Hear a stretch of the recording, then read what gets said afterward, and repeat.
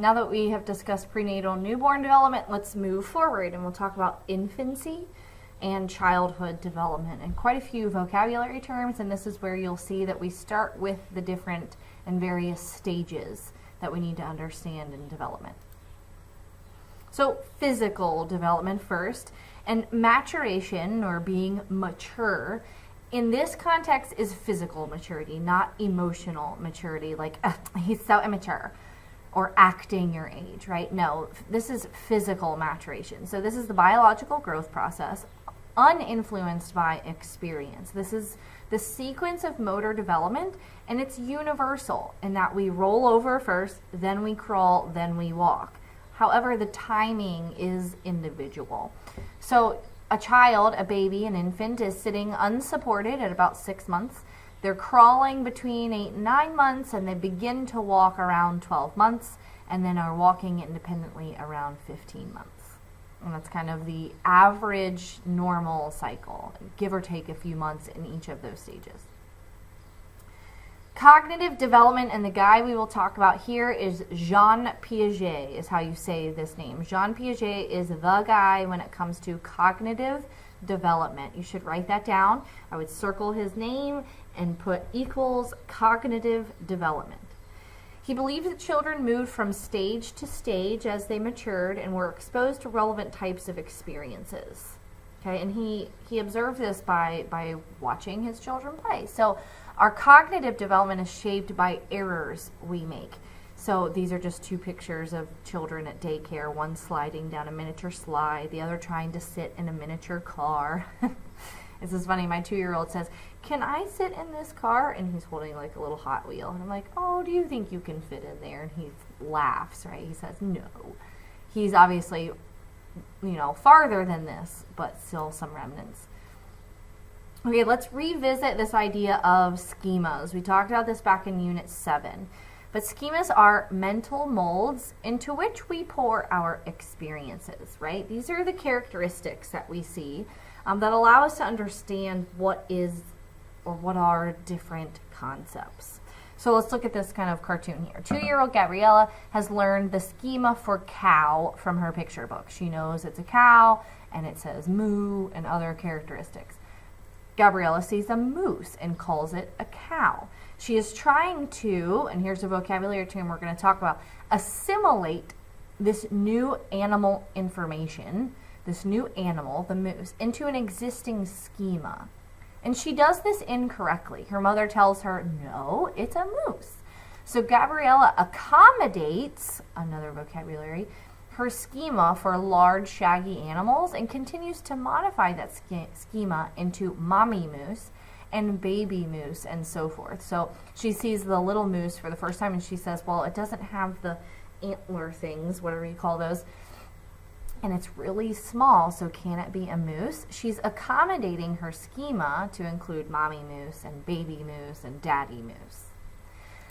So let's talk about these two vocabulary terms I kind of just introduced there. As children experience new things, and you experience new things too, they shape their schemas in one of two ways. They either assimilate their schemas or accommodate their schemas. When we assimilate, we interpret new information in terms of an existing schema. So you call a moose a cow, or you call like an SUV a truck. Maybe it's the first time you've ever seen an SUV. Here's the thing, and this is my way of helping you to remember assimilate. Look at the first 3 letters of assimilate. Here's the thing. When you assimilate, most of the time you are making an ASS of yourself. You are using the information incorrectly, like when Gabriella called the moose a cow, or you look at an SUV and call it a truck. That's incorrect. Accommodation is when you adapt the new existing or the existing schema to incorporate the new information correctly. Okay, you adapt the existing schema to incorporate the new information. So you see a baby moose and you think, wow, it's not small and it doesn't have the antlers like the big ones I've seen. But, oh, okay, so it's just a baby moose. And so you kind of accommodate and you adapt that existing schema. And you do so correctly. So this is Piaget's theory and current thinking on the stages of cognitive development. I would kind of zoom in here and make sure that you jot down each of the ages. You have these stages and their names on your paper. You got to make sure that you understand the developmental phenomena and what's going on, but also the description of the stage is hugely important. The age is important, but it's only important as a hint, really. I haven't really seen a question where it says, this child is 2 years old. At what stage is she in cognitive development according to Piaget? Well, they would give you more information. They might give you, she's 12 months old with some other stuff. 12 months is just a small hint to the answer. But we're going to look at each of these stages in more depth. So in cognitive development, from 0 to 2 years old, we are in the sensorimotor stage. This is where the child experiences the world with their 5 senses through looking, hearing, touching, mouthing, and grasping. This is why babies always put things in their mouth. And my son, my youngest, who is 14 months now, sometimes will just put it on his mouth. He won't even put it in his mouth because I don't like it when he does that. He could choke, right? So this is, again, why you see a lot of babies putting things in their mouth. It's not just to eat them, it's just to experience them and kind of understand what's going on. In this stage, they do develop object permanence, and this is around 9 months. So this is when you know that objects and people exist even when they are out of sight. Here's the thing. Object permanence is the opposite of out of sight, out of mind. Okay, so at 8 months of age, what is out of sight is not out of mind. So this baby here, she has her little, stuffed animal lamb. It's covered up by the blanket. She reaches for it still, understanding the lamb is just under that blanket, lifts up the blanket, and ta-da, there it is. She understands this. She has object permanence. Before this, let's say a month previous, she didn't. So it was just, bam, the lamb is gone. Okay, and she wouldn't even think of it anymore. She couldn't even understand that it was still there. The next stage is preoperational from around age 2 to 7. Children develop language and symbolic thinking. So Piaget concluded that preschool children are egocentric. I want you to be very careful with this one because a lot of times when defined, especially in an FRQ, students will say they are selfish and self-centered and so preoccupied with themselves. Okay, yes, but couldn't a 15 or 30 or 70-year-old be selfish? Egocentrism is not selfishness alone. Sure, the child could be deemed selfish, but selfishness is not the root of what's going on. Egocentrism is. And this is when they cannot perceive things from another's point of view. The child is unable to take on the perspective of others. Now, don't think that just because a child is 7 years old and in the preoperational stage, they're still egocentric. They kind of grow out of their egocentrism slowly, but some people never do.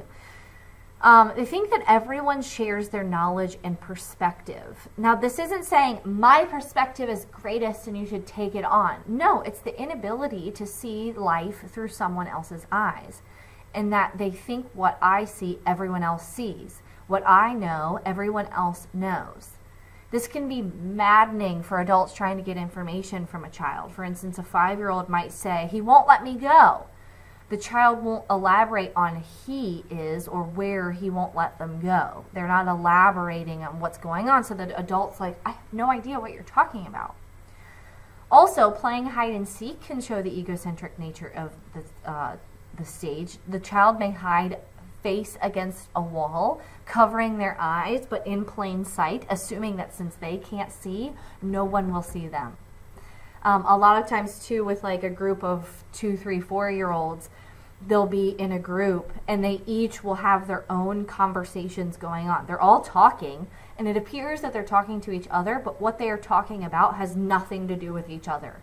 It's a very egocentric, like brainstorming almost, and no one's really talking to each other. In the preoperational stage, there is a lack of the concept of conservation, okay? This is the knowledge that quantity can remain the same when shape or other properties change. So a 4-year-old doesn't understand that an 8-ounce glass of Kool-Aid in a short, wide glass is the same as 8 ounces in a tall, skinny glass, because they lack conservation. Even if they see mom pour the tall, skinny glass of Kool-Aid into the short, wide glass, they will still be upset because they feel they didn't get as much. Then we have concrete operational stage from age 7 to 12. This is when they develop the ability to think in a more logical manner. Children in this stage master the idea of conservation and are no longer egocentric, yet items still presented simply and in a hands-on manner. Okay, children in this stage are also able to transform mathematical functions. So if 4 plus 8 equals 12, then a transformation of 12 minus 4 equals 8 is also readily doable for them. So the way to kind of remember this order is concrete. That's hard, right? Concrete's really hard. So think of the operational stage. It has to become hardened first in order for it to become formal, in order for it to become more fancy, okay? So formal operational stage is 12 plus, characterized by abstract or hypothetical reasoning and thinking. So they approach problems systematically, ruling out possibilities along the way. This is thought to emerge during the teenage years, but research has shown that not everyone fully masters this stage. Some research has shown that approximately 60% of adults reach this stage, the other 40% never reaching it. So think of abstract thinking as the what ifs. What if, this happened? And a lot of times this is like the opposite of literal thinking, and it's hard to not think so literally. So some reflections on Piaget's theory. It's been influential globally, validating a number of ideas regarding growth and development in many cultures and societies. However, today's researchers believe that it's not so stage-oriented, and that Piaget believed we stay in this stage until we hit a certain age, then we jump into the next stage. Researchers believe that development is a more continuous process, and that it's slow baby steps along the way. Children express their mental abilities and operations at earlier ages, so they think that, Piaget's age frames are too late, and then formal logic is a smaller part of cognition, and that there's more to it.